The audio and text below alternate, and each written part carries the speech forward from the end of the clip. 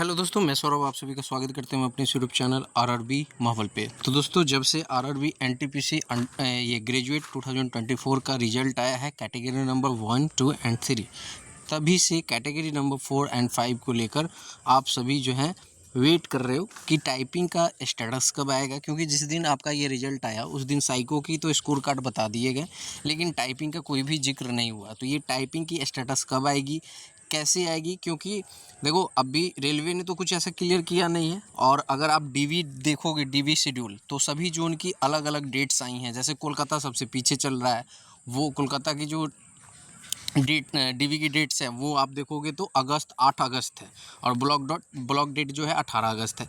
तो क्या जो कोलकाता जो डीवी डेट है 8 अगस्त, क्या उसके बाद हमारे सारे चीज़ आएंगे? और आप जितने लोग हमसे जुड़े हुए हो, आप ही लोग के कारण जो है ये मैं सारी चीज़ें एनालाइज करता हूँ, रिसर्च करता हूँ कि हाँ कैसे हो सकता है चीज़ें, कहाँ से आपके लिए ये इन्फॉर्मेशन जुटाई जाए ताकि आपको थोड़ा सा रिलीफ मिल पाए। जो आप पैनिक होते हो, स्ट्रेस में जाते हो कि पता नहीं कब आएगा रिजल्ट, इसके लिए हम काम करते हैं, ठीक है। और ऐसा नहीं कि आपको चैनल पे कंटेंट जो है वो ख़राब, मैं कुछ भी कंटेंट डाल दूंगा। आप यकीन मानो, ये वीडियो आप देखोगे उसके बाद जो है आपको थोड़ा सा क्या बहुत ज़्यादा आप यहाँ पर रिलैक्स अपने आप को फील करोगे। इसलिए मैं आप सभी से कहता हूँ कि चैनल पे जब भी आप आओ, अगर आप चैनल को नहीं सब्सक्राइब किए हो तो चैनल को ज़रूर सब्सक्राइब करो, क्योंकि मैं डे बाय डे कंटेंट जो है आपके लिए ही बनाता हूँ। और कोशिश हमेशा यही करता हूँ कि बेहतर और हेल्पफुल कंटेंट हो, ठीक है, जिससे कि आपको ज़्यादा हेल्प हो पाए। देखो, मैं आपको पहले ही बता दूँ कि मेरा सिर्फ एक ही मकसद होता है कि जो भी मेरे से कनेक्टेड हैं, ठीक है, उनकी मैक्सिमम हेल्प की जाए। और हेल्प बहुत तरीके से होते हैं, जैसे कि अगर कोई स्ट्रेस में है तो उसके स्ट्रेस कैसे दूर किए जाएं, कोई ऐसा न्यूज़ नहीं देना चाहिए, या कोई भी ऐसे वीडियोज़ नहीं जाने चाहिए जिससे कि आपको स्ट्रेस फील हो, ठीक है। तो ये सारी चीज़ें जो हैं मैं फॉलो करता हूँ। तो इसलिए मैं आपसे कहता हूँ, अगर आपको नहीं पता, आपको लगता होगा कि ये मैं छोटा चैनल है इसके लिए मैं कुछ भी कर रहा हूँ, तो नहीं, आप जाके देख सकते हो। हमारा एक चैनल है एसएससी माहौल, ठीक है, और वहाँ पे भी आप जाओगे एसएससी माहौल पे, तो आप हमारे उस टेलीग्राम ग्रुप पे जाओगे तो आपको पता चल पाएगा। मैं ऐसे काम ऐसा काम नहीं करता, ठीक है। तो इसलिए मैं आप सभी के लिए जो है ये कंटेंट बनाते रहता हूँ, सर्च करते रहता हूँ कि कैसे चीज़ें जा रही हैं, इसके बाद क्या हो सकता है, पता लगाने की कोशिश करता हूँ। जैसे कि इससे पहली वाली वीडियो में मैंने आपको कहा था कि आरआरबी अहमदाबाद में कॉल करने के बाद ये चीज़ें पता चली कि आपका जो टाइपिंग का जो रिज़ल्ट है वो आपका जोन वाइज आएगा, ठीक है। तो आज मैं आपको इस वीडियो में फिर एक नई चीज़ बता रहा हूँ, जो आप देखोगे तो समझ में आएगा कि आपका टाइपिंग का रिज़ल्ट ही नहीं, टाइपिंग स्टेटस भी आपके जोन वाइज आएंगे और टाइपिंग रिजल्ट भी आपका जोन वाइज आएगा। और ऐसे में अभी जब देखा जाए डीवी शेड्यूल को, तो अजमेर जोन ऐसा है जिसके टाइपिंग स्टेटस बहुत जल्द आ सकते हैं। तो अजमेर जोन की टाइपिंग स्टेटस जो है वो आपकी सून है, बहुत जल्द आने वाली है, ठीक है। तो चलो वीडियो को शुरू करते हैं और दिखाते हैं आपको कि कैसे आपको यकीन होगा और चीज़ें कैसे आए, ये टाइपिंग स्टेटस जोन वाइज मैं कैसे कह रहा हूँ, ये सारी चीज़ें, ठीक है। तो चैनल पे पहली बार हो गए तो चैनल को जरूर सब्सक्राइब करना। टेलीग्राम से नहीं जुड़े तो लिंक आपको डिस्क्रिप्शन में जुड़ जाना। वीडियो अच्छी लगे लाइक शेयर हाइप जरूर करना।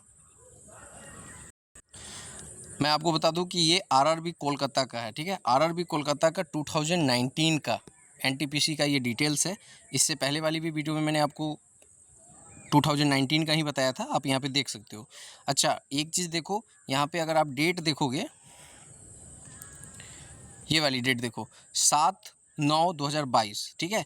ये क्या हुआ यहाँ पे 7/9/2022 को क्या हुआ कि लेवल 6, क्योंकि 19 में लेवल वाइज हुआ था, तो लेवल 6 का क्या आया था यहाँ पर, जो स्टेशन मास्टर है उसके लिए यहाँ पर कैंडिडेट शॉर्टलिस्ट किए गए थे। और यहाँ पे डॉक्यूमेंट वेरिफिकेशन के लिए आया था जो लिस्ट था वो। और उसके बाद में 8 तारीख को, 7 तारीख को आपका रिजल्ट आया, 8 तारीख को आप साइको की यहाँ पर स्कोर कार्ड देख सकते थे, ठीक है। ये चीज़ें था यहाँ पर कोलकाता जोन में। आप डेट देखते रहना, 7/9 को रिजल्ट आया है, ठीक है। अब 7/9 को जब रिजल्ट आया है और उसके बाद जब आप आगे जाओगे, हाँ, आप यहाँ पे देख सकते हो ये वाला आप देखोगे तो यहाँ पे डेट आप देखो, इस डेट में देखोगे तो 17/11 को क्या आया है, 17/11/2022 को view result of typing status, typing test, यानी कि आपके टाइपिंग के स्टेटस को बताने के लिए ये रिजल्ट आउट हुआ। यानी कि कितने तारीख को, 17/11 को, ठीक है, 2022 को, और रिजल्ट आया था 7/9 को, ठीक है। अब आगे चलते हैं, इसके बाद अगर आप देखोगे तो इसके बाद जो है आपको यहाँ पर रिजल्ट डिक्लेयर किया गया 23/11 को, ठीक है, 23/11 को डिक्लेयर किया गया लेवल 5 का, ठीक है। तो आपने देखा कि 17/11 को यहाँ पर रिजल्ट आया टाइपिंग का। तो ये कोलकाता जोन का है। अगर जोन वाइज आपको एक ही दिन टाइपिंग स्टेटस आना हो तो सारे जोन के जैसे, क्योंकि अगर रिजल्ट की बात करोगे तो ये रिजल्ट जो है ना, ये 7/9, ये 7/9 आप हर एक जोन में देखोगे 7/9 को ही सभी जोन में जो है लेवल 6 का यहाँ पर रिजल्ट आया। लेकिन टाइपिंग स्टेटस जो है वो अलग अलग आया है। वही चीज़ मैं आपको दिखा रहा हूँ, इसलिए मैंने मेंशन किया है कि टाइपिंग स्टेटस भी आपके अलग अलग आएंगे, जोन वाइज आएंगे, ठीक है। अब आप ये देख सकते हो, ये जो आपका रिजल्ट है ये बेंगलुरु जोन का है, ठीक है, ये आप देख सकते हो,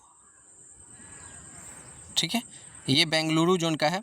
अब बेंगलुरु जोन में आप जाओगे तो यहाँ पर अगर हम देखें 7/9 को हमारा क्या आया था, 7/9/2022 को रिजल्ट आया था। आप यहाँ पे देख सकते हो 7/9/2022 को क्या आया था, list of candidate short listed, ठीक है, यहाँ पर आया था ना 7/9 को, व्यू कट ऑफ। और इसके बाद इसकी जो अगर आप देखोगे स्कोर CBTST यानी टाइपिंग वाले की जो स्कोर की जो डेट है वो देखो 19/11 को। कोलकाता वाले में आपने कब देखा, 17/11 को आया, ठीक है। और यहाँ पर ये जो आपकी बेंगलोर जोन है उसमें कब आई है, 19/11 को। 19/11 को आपको नोटिस आई है कि आप इस जोन की जाके चेकआउट कर सकते हो, ठीक है। तो आपको मैंने 2 जोन दिखा दिया जहाँ पे आपको पता चला कि अलग अलग डेट आई है। अगर सेम डेट होता तो जैसे ये रिजल्ट वाला डेट सेम है, उसी तरह आपको यहाँ पर टाइपिंग स्टेटस वाला भी डेट सेम होता है, ठीक है। मैं अभी और आगे दिखाता हूँ जोन आपको। यहाँ पे जब आप देखोगे तो 19/11 को जब आपका यहाँ पे आता है टाइपिंग स्टेटस, उसके जस्ट बाद 22/11 को आता है आपका लेवल 5 का रिजल्ट, यानी कि लेवल 5 में आपके टाइपिंग वाले पोस्ट थे, ठीक है। अब ये आप देख सकते हो, ये आपका RRB अहमदाबाद जोन है, ठीक है। अहमदाबाद में देखोगे तो यहाँ पे भी सेम डेट देखोगे, डेट जस्ट वेट, डेट आप देखोगे, कहाँ चला गया, हाँ, डेट आप देखोगे तो 7/9/2022 को ही आया है लेवल 6 का यहाँ पर रिजल्ट, ठीक है। और इसके बाद जो है आपके यहाँ पर स्टेटस को आउट किए गए हैं, ये RRB अहमदाबाद में भी है, ठीक है। अब बात करेंगे RRB अजमेर की। आप अजमेर की भी देख सकते हो, यहाँ पर देखो डेट आपको मैंने जैसे कहा कि 7 तारीख को ही सब रिजल्ट आया है। तो 7/9/2022 को क्या आया है, result of candidate shortlist of document verification level 6, ठीक है, यहाँ पे आपने देखा। लेकिन आपको यहाँ पे टाइपिंग की जो स्टेटस है वो मैं आपको आगे दिखाता हूँ। यहाँ पे अगर आप टाइपिंग के स्टेटस देखोगे तो आप देखो यहाँ पर है डेट दिया हुआ, आप देखोगे यहाँ पर 10/11 को आया है। मतलब आपने देखा कि कोलकाता में 17/11 को आया है, ठीक है।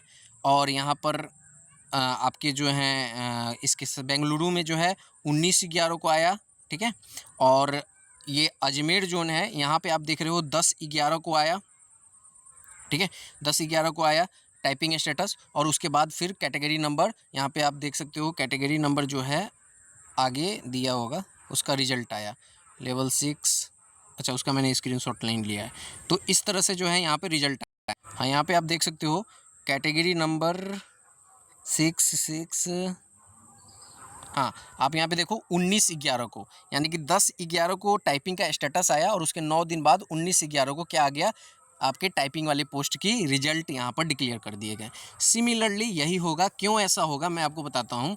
देखो यहाँ पे क्या होगा कि टाइपिंग स्टेटस आपको बताया जाएगा। अब टाइपिंग स्टेटस के बाद जो अभी DV जो करा रहे हैं उसमें से जो बच्चे यहाँ से अनफिट होंगे, मेडिकली या एब्सेंट होंगे, तो जो वैकेंसी क्रिएट होगी वो जो अनफिट, सिर्फ ओनली अनफिट की मैं बात कर रहा हूँ, जो मेडिकली फिट नहीं होंगे उनको क्या होगा कि उनके प्रेफरेंस के अकॉर्डिंग टाइपिंग वाली पोस्ट में भी रखा जाएगा। तो फिर कटअप बनेगा, तो वो कटअप बनने में टाइम लगता है। तो वो आपका 10 से 12 दिन आप मान सकते हो कि आपको टाइपिंग स्टेटस से देखने को मिल सकता है कि 10 दिन मानो, 10 दिन के अंदर आपको रिजल्ट देखने को मिल जाएगा टाइपिंग स्टेटस के बाद, ठीक है। और ये मैंने आपको जोन वाइज बताया है सारी चीज़ें कि आप देख लो हर एक जोन का, मैंने 2-3 जोन दिखा दिया ना आपको।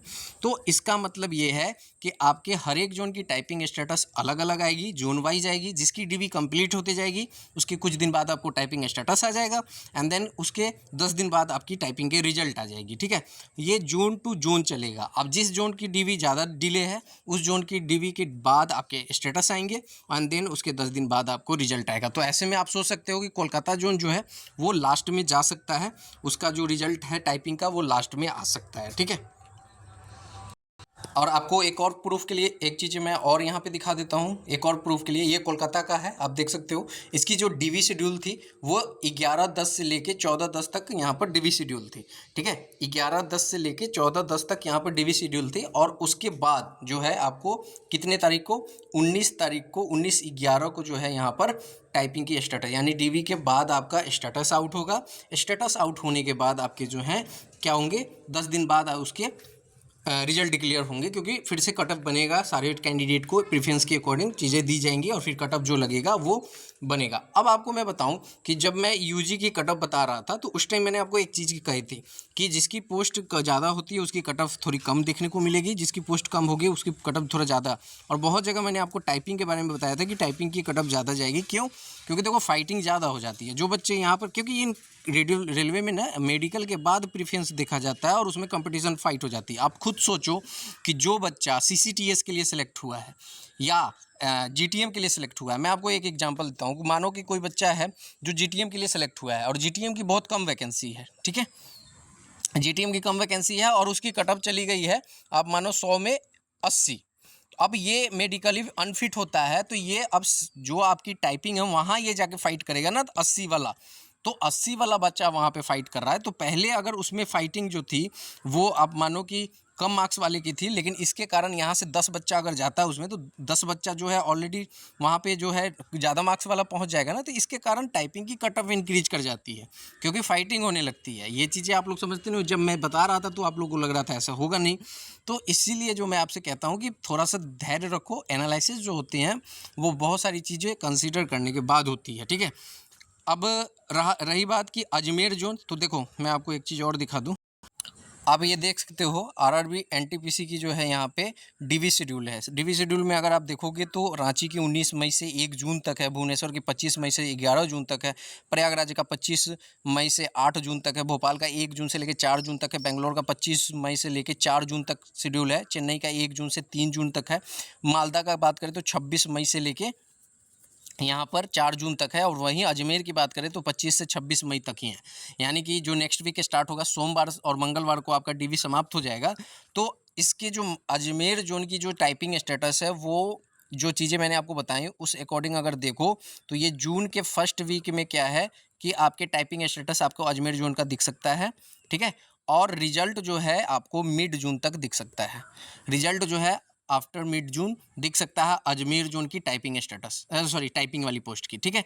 तो ये अपडेट आपको देना था, मैंने सारी चीज़ें जो है रिसर्च करके फिर सारी चीज़ें निकाल कर आपके सामने दिखाया है। वीडियो अच्छी लगी हो तो लाइक और चैनल को नहीं किए हुए सब्सक्राइब तो कर लेना। सब्सक्राइब। मिलेंगे अगली वीडियो में। जय हिंद, जय भारत, सभी को एक ख्याल रखिएगा।